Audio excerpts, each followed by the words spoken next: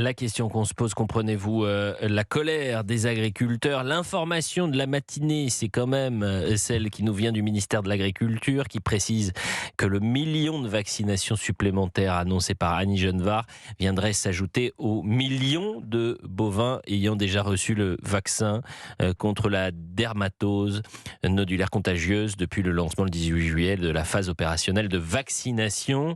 Je crois qu'il y a 16 millions de bovins. La route est encore longue. Comment le gouvernement gère-t-il la crise? Écoutez attentivement ce reportage signé Maïhélène Trémollet. Éviter une nouvelle crise politique, mais surtout sanitaire, c'est l'objectif d'Annie Genevard, venue en urgence expliquer la situation sur le plateau de CNews. C'est une course contre la montre. Moi, je veux donner aucune chance au virus.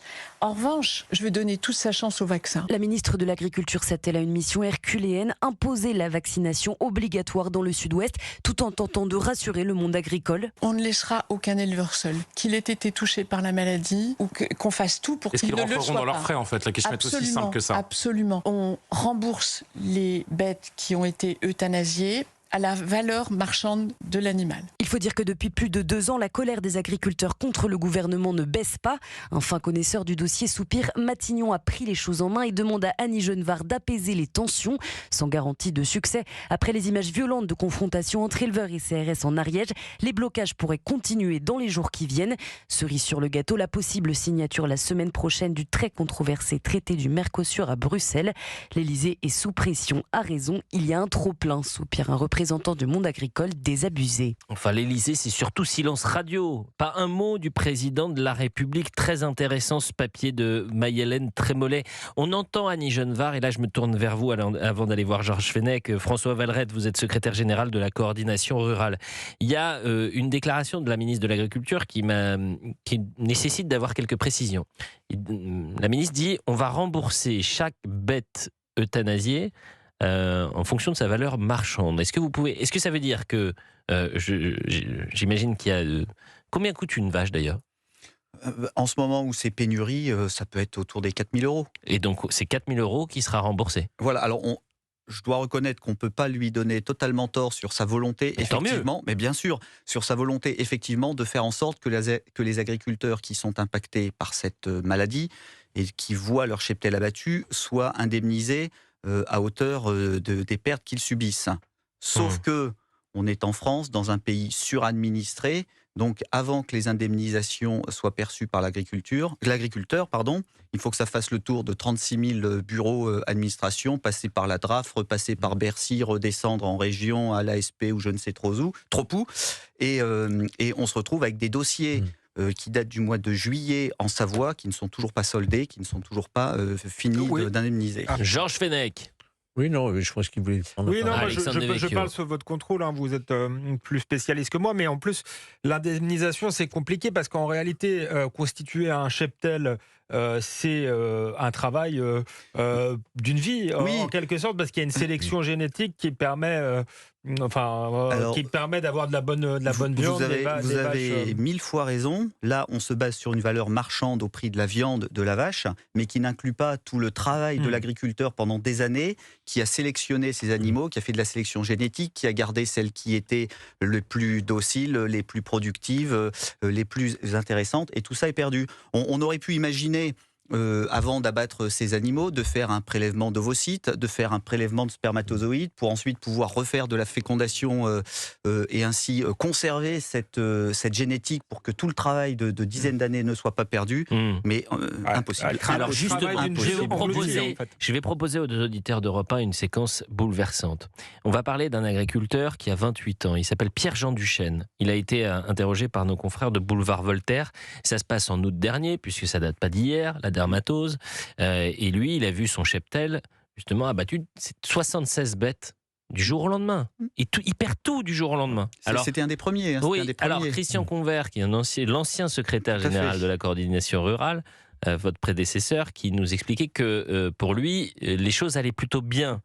Mais en août dernier, écoutez, c'est un traumatisme. Et ça, peut-être que les 10 spécialistes de Bruxelles ou de Paris n'ont toujours pas compris comment ça fonctionnait. Écoutez Pierre-Jean Duchesne. C'est un déchirement et puis Et puis c'est quelque chose qu'on n'a jamais vu dans notre vie. Enfin, moi j'ai toujours vu des bêtes depuis tout petit, tous les jours de l'année, continuellement. Et puis là de voir ça depuis 15 jours, constater que ce bâtiment, il n'y a plus de vie dedans, ouais, c'est un déchirement. Puis c'est quelque chose que j'arrive pas à accepter, quoi. Là, les 76 vaches, vous connaissiez leurs 76 prénoms. Exactement, on connaissait tous leurs prénoms. On en avait qui étaient habitués. Dès qu'on éclairait le bâtiment le matin, l'hiver, hop, rien que de voir la lumière allumée, elle venait vers nous, elle venait se faire caresser. Moi je suis persuadé qu'il y aurait moyen de sauver une grosse partie des animaux, des vaches, de maintenir une partie de notre production et de réintégrer des vaches vaccinées et qu'on aurait pu s'en remettre comme ça, voilà, comme le paysan est capable de faire, hein. Chaque paysan est capable de s'adapter à toute situation, mais bon, on nous a pas laissé le choix et moi je passais plus de temps pour elles et j'étais plus inquiet pour leur santé que pour la mienne, donc évidemment se les voir enlever comme ça pour une décision du sommet de l'État par des gens qui savent peut-être même pas à quoi ressemble une vache, ouais, c'est compliqué. Et c'est souvent, et d'ailleurs, votre histoire est passionnante, François Vallerette, parce que vous êtes désormais secrétaire général de la coordination rurale, mais vous avez eu 1000 vies. Et finalement, vous auriez pu être un petit homme gris face aux agriculteurs. Racontez en une minute. Non, oui, parce que j'ai fait des études scientifiques assez poussées. J'aurais pu tout à fait être conseiller dans un ministère comme on les croise, les petits jeunes de 25 ans qui sortent de leur diplôme et qui pensent comprendre comment fonctionne l'agriculture, comment fonctionne la vie. Et quand moi, vous avez ce petit jeune de 25 ans qui vous explique la vie, vous lui répondez quoi ? Je suis poli et bien élevé quand même. Donc, ça s'entend, mais il y a certaines fois, on hésite quand même à garder son calme. Hein, parce que Ce que vous avez fait X. Georges faut rappeler. Oui, exactement. Vous pouvez nous dire juste votre parcours professionnel, quand même. Oui, comme vous l'a demandé Elliot à l'instant. Ouais, il est modeste. Ouais. J'ai passé mon bac, 2 années de prépa. Je suis rentré à l'X, à l'issue de laquelle j'ai fait une thèse de doctorat en physique au commissariat à l'énergie atomique. Ça devient sérieux, là. Oui. Enfin, le nom est peut-être plus impressionnant que ce que c'est vraiment. Mais attendez, on pourrait même vous solliciter sur la question du nucléaire. Hein. Vous ne viendrez pas que sur l'agriculture.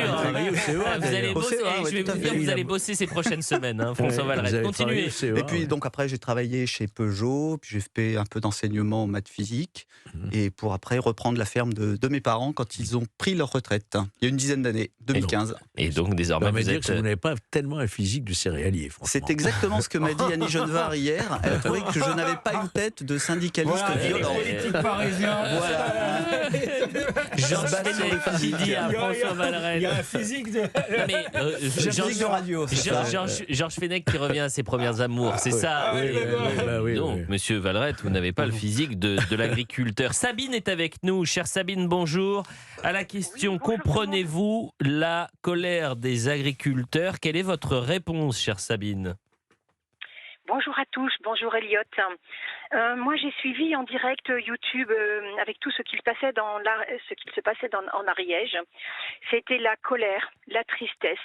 Je dis pauvres agriculteurs, pauvres animaux abattus pour le bon vouloir de l'Europe et de notre État.